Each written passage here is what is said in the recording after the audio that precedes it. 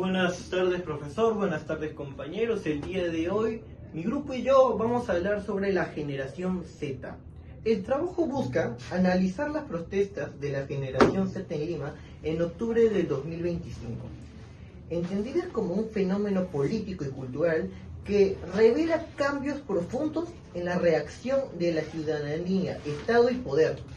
No se estudian como hechos aislados, sino como expresiones de nuevas formas de participación en la era digital.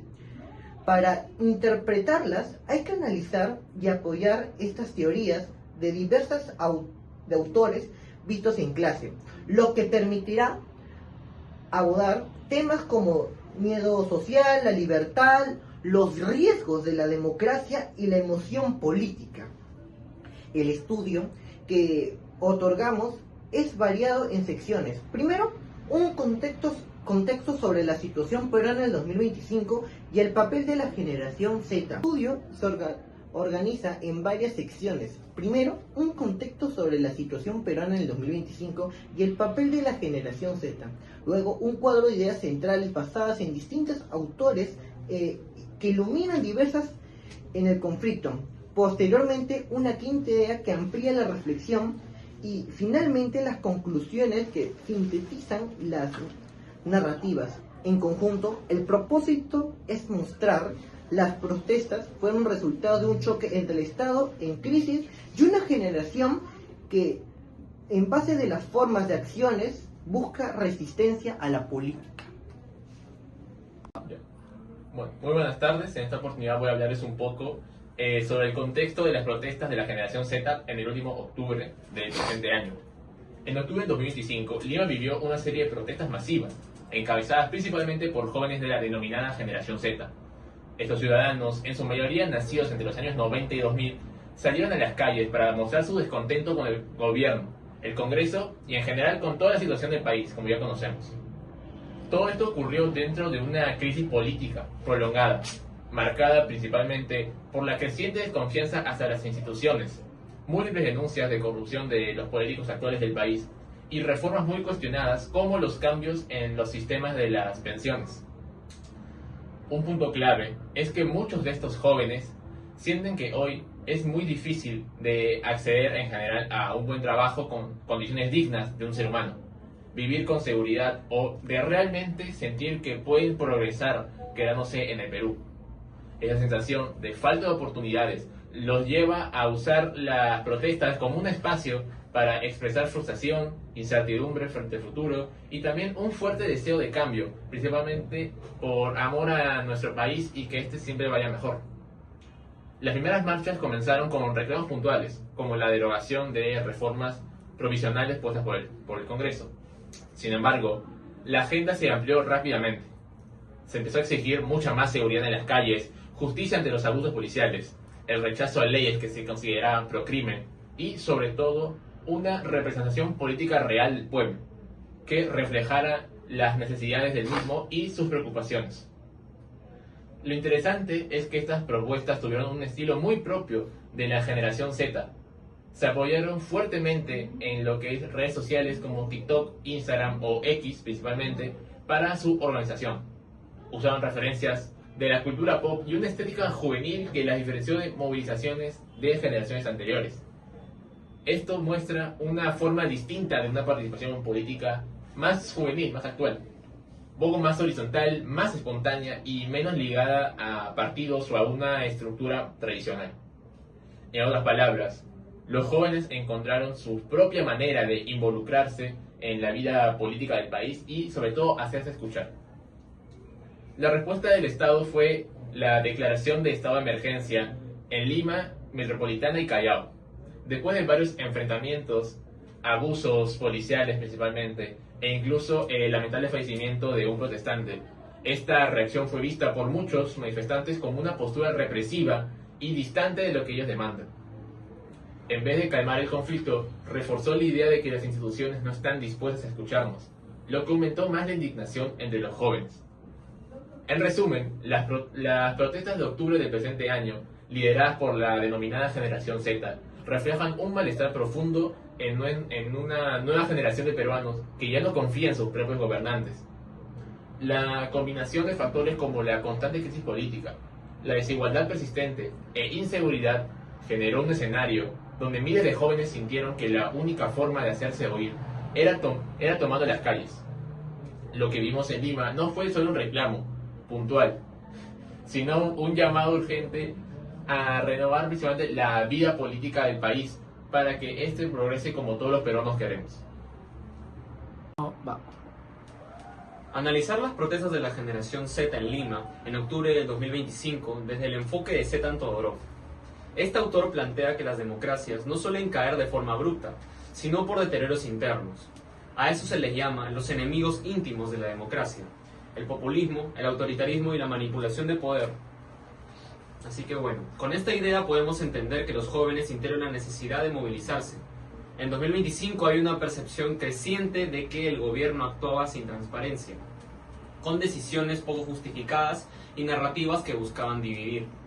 Para Todorov, cuando el poder deja de servir al bien público y se empieza a protegerse a sí mismo, surge una tentación autoritaria que los ciudadanos deben vigilar. Esa sensación de riesgo democrático fue uno de los motores de las marchas. Otro punto clave de Todorov es la manipulación de los discursos. Él advierte que la democracia se debilita cuando la política sustituye argumentos por propaganda. La generación Z identificó justamente eso: los mensajes oficiales contradictorios, los ataques en redes y un ambiente político cargado de polarización. Su reacción no fue impulsiva, sino una defensa del espacio público frente a las prácticas que percibían como las manipuladoras. Finalmente, Todorov señala que la democracia necesita ciudadanos activos que vigilen al poder. En las protestas de octubre se ve exactamente esa actitud: jóvenes organizados, usando tecnología y coordinación espontánea para recuperar un sonido de control frente a un gobierno que sentían totalmente opaco. En resumen, desde Todorov, las protestas no fueron solo un descontento momentáneo, fueron una respuesta ciudadana frente a las señales internas de deterioro democrático. La generación Z salió a defender el principio básico de que el poder debe rendir cuentas. Muchas gracias. Según Reguillo 2017, las protestas de la generación Z se observan en las calles, avenidas y a su vez se propaga por los medios digitales como TikTok, Facebook e Instagram, donde los jóvenes organizan sus movimientos, puntos de encuentro y también hacen denuncias de abuso policial, rutas y movilizaciones, por lo que hace esto a una comunidad se vuelva una sola, lo que permite que las protestas continúen manteniendo viva la identidad generacional mediante publicaciones, transmisiones en vivo y documentación colaborativa. Todorov, que logra explicar cómo una identidad, que son las protestas, construye esto que la política esté alejada de la clase adulta, que se percibe como una identidad corrupta y mala, mientras que Nussbaum nos habla que la generación Z se desarrolla de forma particular mediante una empatía digital y testimonios difundidos por las redes sociales. Esto permite a que los jóvenes conozcan injusticias de diversos lugares y hechos. Nussbaum busca distintos medios para entender la conciencia de la generación Z, que explica cómo su rol ante las funciones públicas que nos permiten explicar por qué esta generación es más sensible ante diversos problemas globales y logra movilizarse por causas universales. Al mismo tiempo, sostiene que la advertencia de las necesidades de las diversas estructuras institucionales que coinciden con los diversos desafíos de los jóvenes que buscan evitar a políticos duraderos y corruptos. Nussbaum no solo ayuda a interpretar a la generación Z, sino que también ofrece claves para fortalecer su potencial transformador dentro de democracias cada vez más independientes y diversas. Gracias. La Z no solo expresa su descontento en marchas y movilizaciones, sino que también encarna una convicción profunda de que el sistema puede transformarse colectivamente. No protestan solo por intuición juvenil, sino desde la certeza del cambio, de que el cambio debe construirse para los pueblos, desde los pueblos y con los pueblos. Una cita que nos da La República, con el autor Sebastián, nos dice que en sus canciones también se escuchaba el impulso de la calle, el reclamo colectivo y la resistencia de quienes viven en la periferia de Lima. Acá seguimos en la lucha, parados en la esquina con cubrebocas y capuchas. La cita demuestra cómo la música funciona también como un reflejo directo del descontento social. En las canciones se oye el pulso de la calle, es decir, la vida real de quienes protestan, su reclamo colectivo y la resistencia de los sectores más vulnerables de Lima. Desde la perspectiva filosófica, como el curso mismo nos ha venido enseñando durante todo el ciclo, se relaciona con la idea de que el arte es una forma de ver la realidad social.